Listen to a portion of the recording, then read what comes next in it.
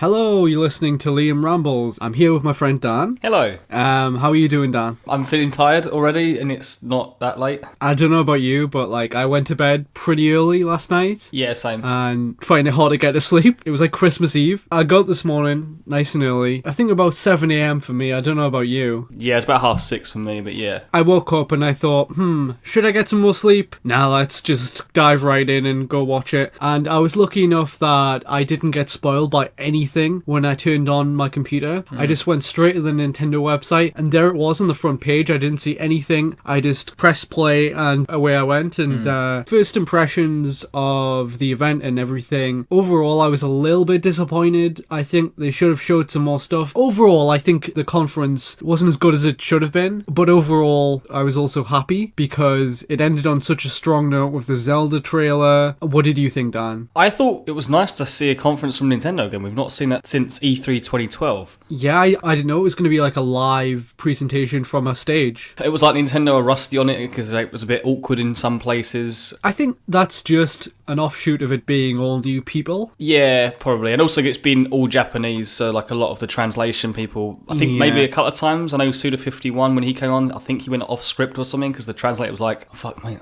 he's not saying the same thing. That's Suda51 all over. A lot of people on Twitter I saw, and someone I was speaking to this morning, Push from Source Gaming, he was saying, wow, I was watching the Japanese event live and the translation was terrible. Yeah. Overall, in terms of just presentation, I thought it went fine, relatively speaking. I think it might have worked better as a pre-recorded event, but it was good that Nintendo got out on the stage, and I think they did the right thing by actually showing, these things are real, they work, this is what they look like in a person's hands out on a stage. I think that is a good way to, just demonstrate stuff to the press. I think that's the right way to go on day one.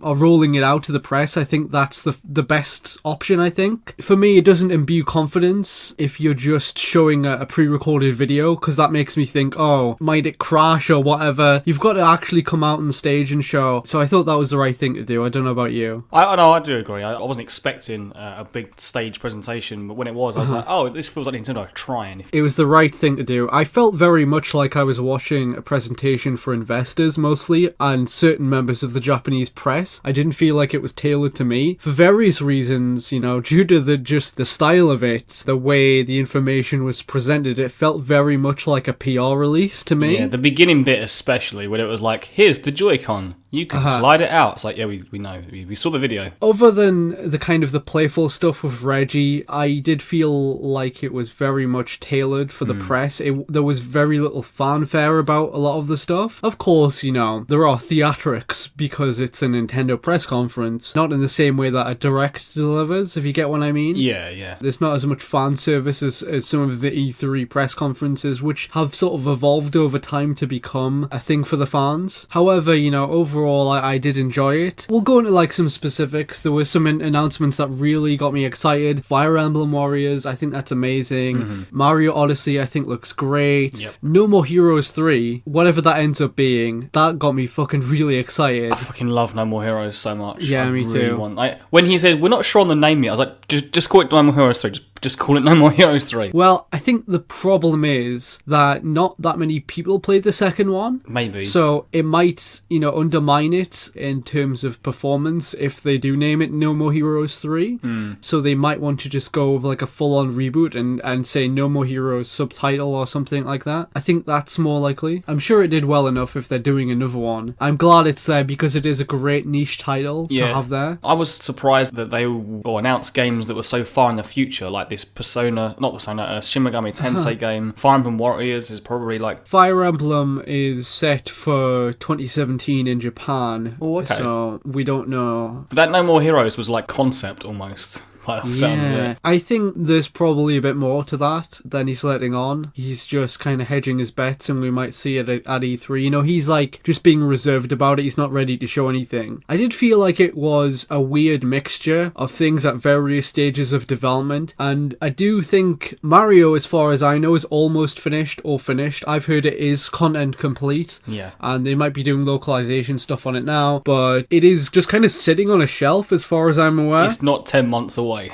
Yeah, it doesn't need to be. Yeah. You could easily drop it within the first months, but I think they needed a safe bet for holiday 2017, and I think they have other stuff ready for like Pikmin. I think we'll make it. I think we'll see Retro Studios project in 2017. Okay. But Mario is a very safe bet. There's no reason for them to need to delay that because it's done. Though that's showing Mario as a late 2017 title instead of having it earlier. It makes you kind of concerned, doesn't it? Because it makes you think, well, what about all the titles between holiday 2017 and first months of the launch, you know? That is a gap that they have not accounted for yet. Of course, I'm sure there will be games in there that they haven't talked about, but it is a big gap in the lineup. I do think it is maybe a mistake to be talking about it and setting it at holiday 2017. You know, you're going to wait that long? Those are my thoughts about it. I don't know how you feel. Yeah, I feel the same way, because I mean, you got Splatoon 2 and ARMS, like they're both games that are like in April, May, I think. I actually think Splatoon 2 is a bit later. I think they just said summer. Yeah, summer, so probably like July, August maybe again, I guess. But yeah, what else is coming throughout that part of the year? What did you think about kind of the launch lineup and the pricing? The pricing, I guess, is more expensive than I expected, especially all the accessories. But the launch lineup reminded me very much of Wii, like when the Wii was announced. Really? Yeah, because Why? we have a Zelda game. Should have been on the previous generation, but it's now on both at the same time. Although Twilight Princess was actually a week later on GameCube. Sure. But they've also got a Rayman game. Granted, this is like Rayman Legends is an old game, and they've also got this like party game. It's essentially like the Wii Play or Wii Sports. 1-2 Switch. Yeah, exactly. So the big misstep, I think, maybe where the Wii is going to be so successful, or was so successful. They packed it in. Yeah, they packed it in, and 1-2 Switch looks cool, but I don't think I'll buy it if it's a full price game. I'm a bit kind of skeptical about the launch lineup. Yeah. I think most people are. The people who do want to buy it are just going to play Zelda, so I don't think it matters as much as we think. No. Especially when they're going to be rolling out Mario Kart, ARMS, and Splatoon in the following months. Yeah. There'll be a game for like every month, a big game. So that's worth considering. Zelda, of course, the trailer had me in tears. It was so cool. That's probably one of the best trailers I've seen for Zelda since like the first of Twilight Princess. Yeah, the E3 2004 trailer. Yeah, like even the past Breath of the Wild trailers have never really like hit me home like that one did. That one was just like, fuck, I need that game. I need that game right now. Yeah, I agree. I was absolutely like blown away by it. I think other people have been as well.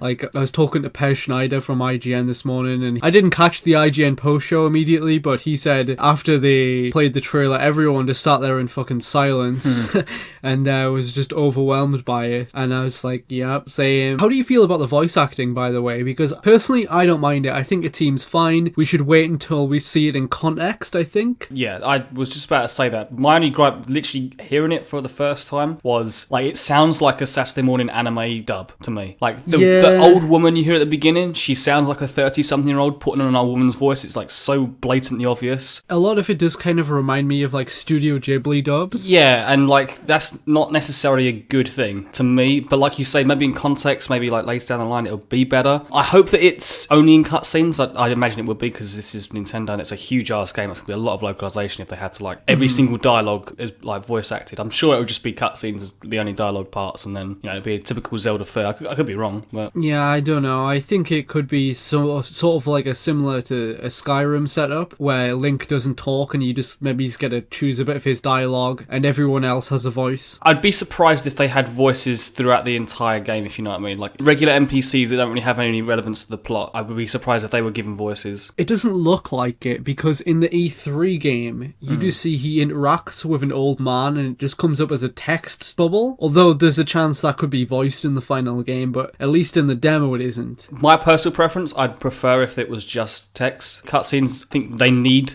to be voice acted these days. I feel like, I remember even playing Skyward Sword or Twilight Princess and having cutscenes where you have, that the characters would sort of stay stationary for a bit while you read the text, and it was awkward. I did think Skyward Sword especially, I was like, this is ridiculous. Yeah, it's old. You know, keep having to press A to make the cutscene play. I think it breaks up the flow of it, the action, and, you know, waiting for you to read it. And it's just like, no, this doesn't work. We need voice acting. That was the point at which I realised, yeah, we have to have it. It's not going to work if we don't.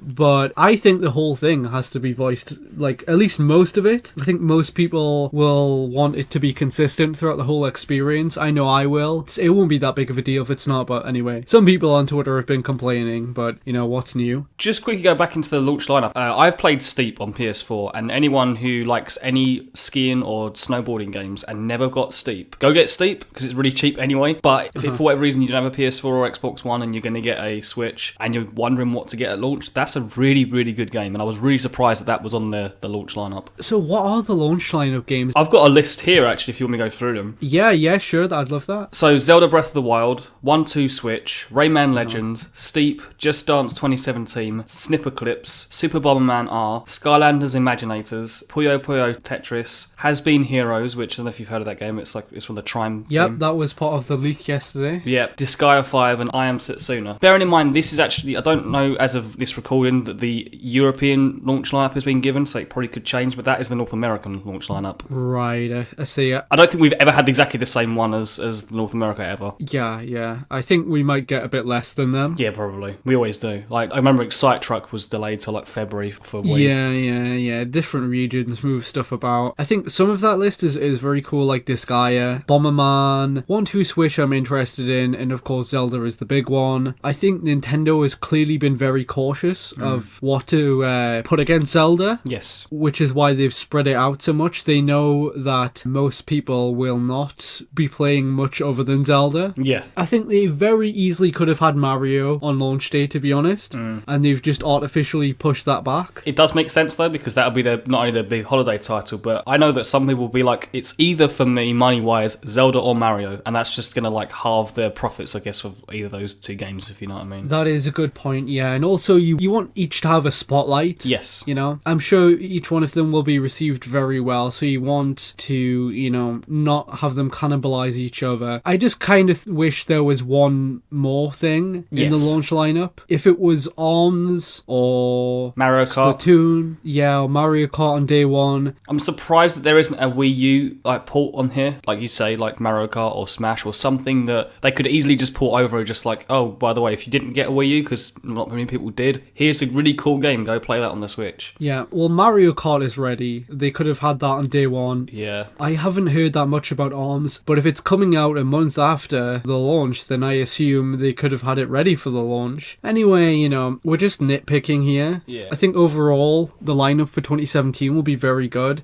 I still believe that Splatoon at one point was just a port. Yeah. It got upgraded to a full sequel. It shows. Don't want to like diminish Splatoon 2 as a product, but looking at it, I was like, looks the same game with just new power-ups and new maps, and that's fine. Yep. But you could tell that it was at one point probably just a Splatoon 1.2, and then they're just like, you know what, just do a sequel. Because it's not even been 2 years since the game even come out. Yep. Are you going to be getting the Switch on launch, I guess, is a big question. Yeah, I think I will. I need Zelda. I want like the best possible performance for it. Yeah. I want that limited edition that they've just announced in the UK with the Master Sword. That looks so good. It looks so ridiculous, but I want it. I want to try 1-2 Switch. I want to try Bomberman. There's a bunch of stuff that I will need to see what the reviews are like before I bite, but Zelda is absolutely happening. Bomberman probably too. I don't know when Sonic Mania is coming out, but I'm down for that. It's like May, I think it is. I'll probably get that on the Switch as well because it, you know, it does have the benefit of being portable. Yes. I think that is something that people are underestimating about the Switch, you know? Third-party games, they're on the Switch. You're probably going to want to get them on the Switch just for the portability. Yeah, people used to say that about the Wii U, or you might want to play on the gamepad, but let's be real, the gamepad wasn't good.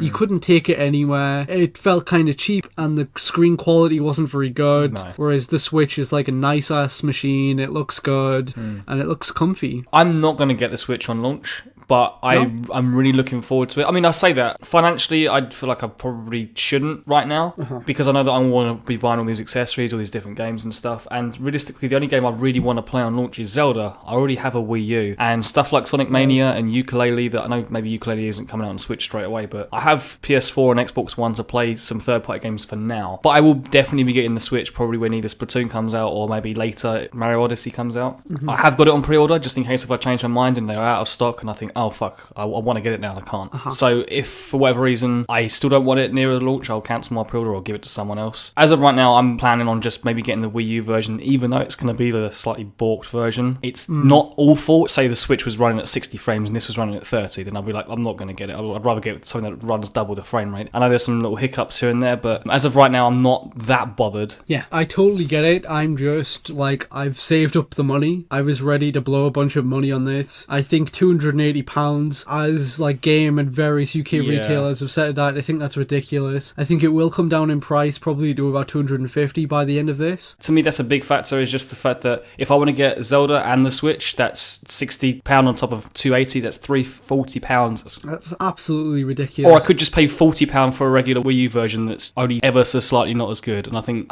I might just take that hit. Yeah, I think Nintendo UK on their website are selling games for £50. Okay. Which is a bit better. It's still not ideal. Wasn't the Wii U like this though when it first came out? Wasn't the games like £50 in retail? That is true, and then they fell. Yeah. The problem with the UK is that Nintendo of Europe doesn't enforce a price point. Yeah. They just, let the market decide. Unfortunately, I think that's a terrible idea because retailers like Game are deeply exploitative, and it's the reason why they'll go out of business before long, I think. It might even be cheaper just to get the American version in the future. That is true, yeah. So I'm happy that Breath of the Wild is a launch game. Yeah. I think it is actually a mistake. I think Mario should have been the launch game personally in terms of QA, but I'm still excited for Zelda. I'll still definitely play it day one, and I'm really looking forward to getting the hardware, playing about with it. I'll be getting it day one. I am too looking forward to it, just I can hold off for now. I can buy one on the faith that 2017 will be a really good year. Yes. I'll be wanting to play ARMS. I'll be wanting to play Pikmin. Yep. Mario, Zelda. I want to try some of the various kind of experimental stuff they've got there, like the 1-2 switch and all that stuff. So there is definitely stuff that I want to try, even though the stuff that they've confirmed this year, there's not enough of it. They need to come out and say more stuff. Yeah. But I'm sure more will break in the days to come. So those are our thoughts, and hope you've enjoyed.